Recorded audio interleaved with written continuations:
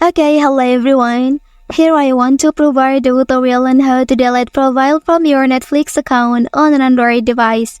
Okay, let's go to the tutorial. First, go ahead and open Netflix application on your device. Well, after that, here you can click pencil icon at the top right corner. And then you can select which profile you want to remove from your Netflix account. Well, and then to delete it, you can simply press this option. Okay, and then click once again to approve. Okay, and then the profile is successfully deleted from your Netflix account. Well, that's the tutorial on how to delete profile from your Netflix account on an Android device.